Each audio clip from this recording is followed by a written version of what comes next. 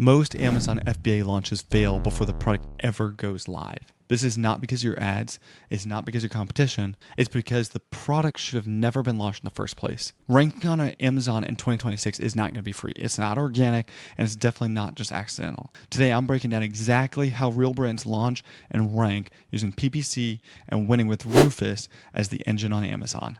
Hey, my name is Nick Hall. I'm an entrepreneur and expert in the Amazon space. I'm helping better for you CPG brands scale and win on Amazon. If you want to learn more about growing your brand the right way from strategy to execution, you're in the right place. Don't forget to hit subscribe, and let's dig right in.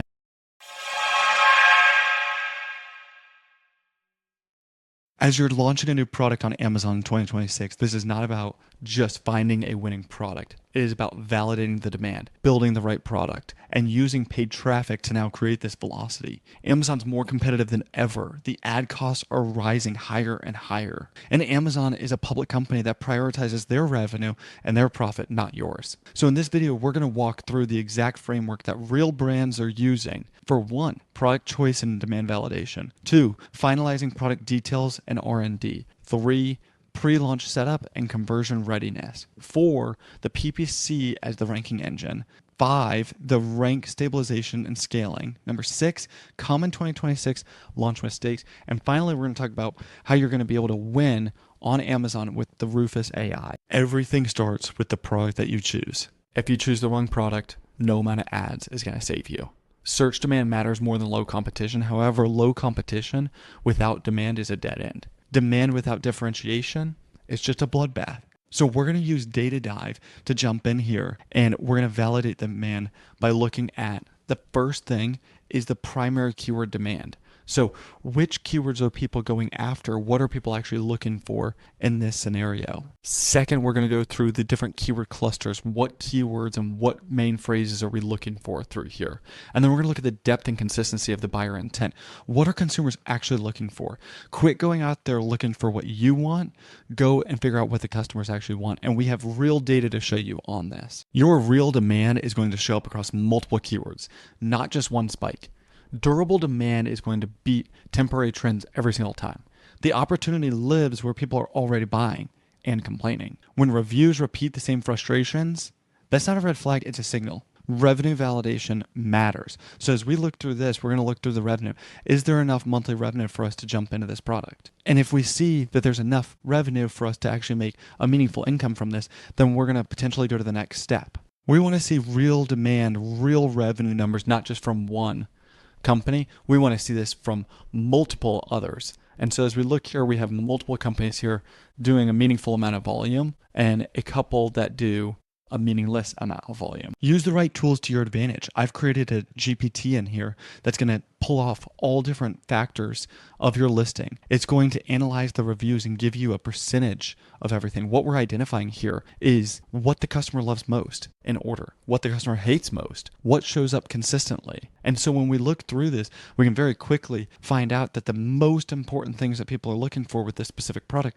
are the easy to use, convenient stick packs. So if you are getting into this, you're going to want to make sure that the first thing that you do is it's easy to use and it's got convenient stick packs. And then we go down the list of all of the things that are needed in this product. Your pricing and your cost per clicks, those checks need to come next. So we're going to use Data Dive to jump in here and we're going to figure out what are the market price bands, right? So what's the average price here? What is the price per unit? The most important factor here is going to be the absolute price. What is the consumer going to pay? Where are the volumes? Where do they actually live? Are we getting a certain number of sales per this? And how are we looking on the search volume here? And then how expensive is this going to be? If it's going to cost you $6.40 a click, this is going to be incredibly difficult for us to do. And then we're going to look through the red flags, which is if there's no secondary demand, there's only volume and one singular product. That means that they're probably doing a lot of Facebook ads, TikTok, something else. If there's only one ASIN controlling all of the revenue, if there's core functionality complaints, if there's cost per clicks that are too high for your margin, which what we'll do is we'll go through a tool that we've actually created internally so you can see your profitability. And on this tool, you'll be able to see here, you can change your product price and your cost per click. So you can see what a $6.40 cost per click does to your margin and your tacos right away. And then race to the bottom pricing. Is this a commodity type product or is this a product that actually has differentiation? And then finally, is the trend-based demand. How is this trend going? How is the seasonality for the product? Is this something that we truly want to get into and dive deeper into? R&D is not about creativity. It's about disciplined listening. We use ChatGPT and a number of other tools to mine the reviews and quantify what customers actually care about. We match the positives, we fix the negatives, we ignore the edge cases. This is how brands like Shark, Ryobi, and Guru Nanda are winning. They're not guessing. They take what's working and execute it better. So for this specific example, I'll give you what I put in for ChatGPT is I'll put in a product and we're going to get out immediately the positive feedback in order of what's the most important to the least important. And so we see easy to use, convenient stick packs, unflavored and mixes easily, perceived joint skin hair benefits with 30 to 35% versus 45 to 50%, right? Blah, blah, blah. Last one is gentle on stomach. Make sure that all of these things are fully done correctly. The next is going to be the negative feedback. This is what we've got to make better. So negative feedback, expensive for bulk collagen powders, right? This is typical. You've got more packaging, it's going to be more expensive. Packaging waste complaints. 20 to 25% of them are saying there's a bunch of waste. So we've got these things that are now going after two different types of things. So maybe you're looking for an eco-friendly packaging solution. It doesn't fully dissolve in cold liquids, okay? So maybe as you're doing this, you find a new R&D system that can dissolve in cold, warm, and hot temperatures. And then taste complaints, right? So if it's unflavored versus flavor, go through and try to figure out what is it within the flavor, right? You got to dive deeper and deeper within all of this stuff to figure out how you can actually do this. And then what's so cool with this is we've got opportunities and recommendations of what you can do. So this immediately tells you from all of the reviews that we've gone through here, what is the stick pack can be like that you should keep these specific factors. You can go through and you can see a stick pack is super convenient. It's doctor-led credibility, the neutral flavor. The problems that we've got to fix is a price objection, offer, subscribe, and save exclusive, bundle discounts, dissolution issues, clear usage instructions, best in hot or warm liquids, right? So some of this may just be instructions and some may be actually fixing the product. Price point feedback seen as a premium but borderline overpriced, okay? So like if this price point, if you're saying, hey, I want to go even higher than this price point, that is not going to work. And then are there certain things that you can just do for low cost value add things? Is there a usage guide? Is there some shaker sample? Is there a 30-day challenge with a PDF? What else can you add to make yours where it makes no sense for them to go with competition? The listing that you are creating exists to convert. Ads do not fix bad conversion. They expose it faster. Pricing is a launch lever, not a permanent strategy. So without reviews, your price must compensate. Early days, you need to make sure that your pricing is lower than what your later price will be. When you think about how consumers buy, the number 2 factor for conversion is price. The number 1 is relevance. If your product's not relevant, people don't want it, obviously. If they're searching for something and they're getting something different, that's not what they want. Second is going to be the price. If you look at some of the biggest brands on Amazon, what they'll do is they'll start with a lower price point and gradually build up to the place that they want to be as they start to see conversion beating market demand. Your inventory is planning for velocity, not for comfort, okay? Momentum is going to matter more than safety early on.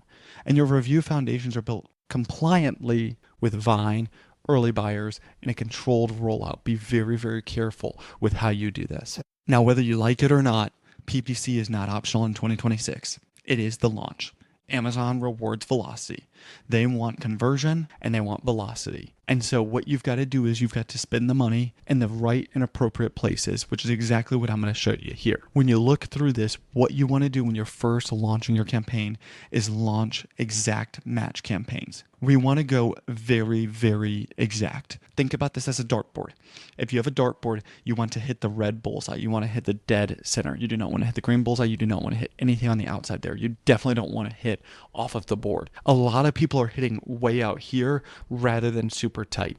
You do not want to waste money on this section. You want to go in and you want to go deep. Start this with a single keyword exact. We're going to do 1x the suggested bid on this.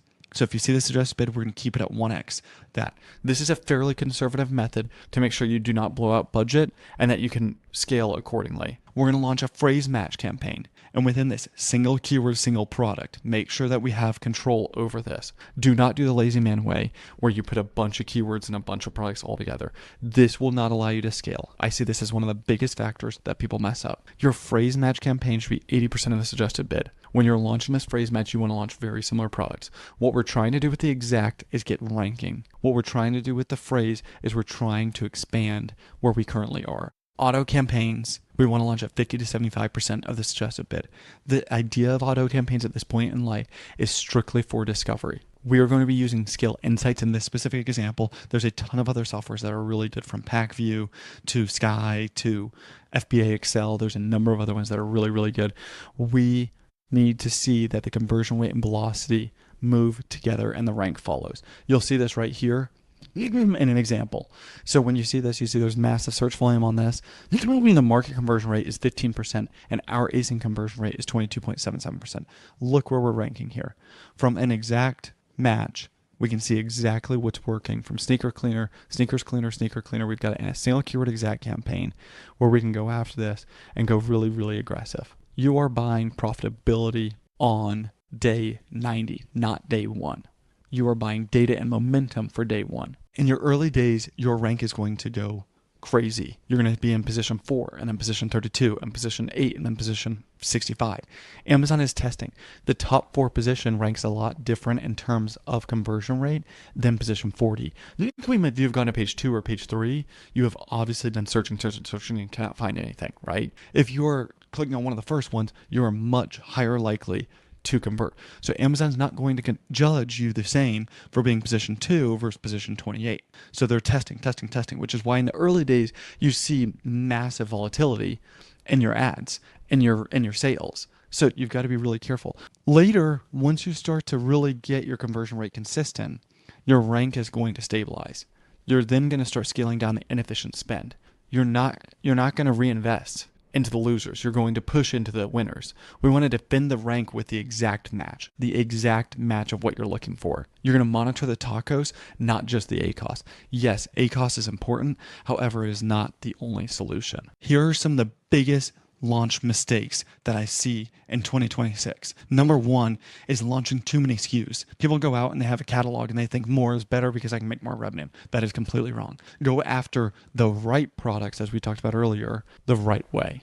The right launch strategy for the right products will help you substantially more than launching dozens of products and hoping to just throw spaghetti against the wall. Second, starting with the wrong product, just as we talked about. If we start with the wrong product, you're going backwards uphill on hands, whatever my dad used to say. Chasing cheap clicks with no buyer intent. So we find this a lot with gifts or just generic gluten-free, anything like that. There is no buyer intent there. When you search a term and you see that everything is sporadic. So if you go search gluten-free on Amazon, you're going to find everything is different. It may be gluten-free crackers to cookies to bread to anything else out there. That's not what you want. You want it to be very, very, very specific. It's your product and everyone else that is plus or minus the same, but yours has more advantage. Stop chasing cheap clicks with no buyer intent, okay? Expecting rank without sustained spend. You're going to have to spend money. The reality of Amazon is they're a public company. They want to make more revenue and they want to make more profit. And so guess what they're doing? They're making you pay for the velocity. They need conversion rate and velocity. How do they get the velocity? PPC. It's not a chicken and the egg like it used to be. It's a pay to play. Don't ignore your creative testing. As you're doing this, make sure that every image sells. I see this too often where people put their retail packaging. It looks really pretty, don't get me wrong, but it does not look good for Amazon, because for Amazon, you've got to sell the way that you need to sell. So you go out there and you put the right images in the right places. Start narrow, go deep, win one product first. Launch a couple products, win with one, scale, and do more. And the final part I want to go through is Rufus AI. This is the future of search. This is the biggest change that we have seen since the launch of Amazon in general. For the entire time, this has been about keywords. Back in 2016, you used to be able to change the title in your title with a new keyword, melatonin gummies, collagen, whatever it may be. And immediately, within hours, you would start ranking. And then it started becoming more through 2020 to really now, you started seeing a lot more conversion rate based on keyword. And so you got really, really granular.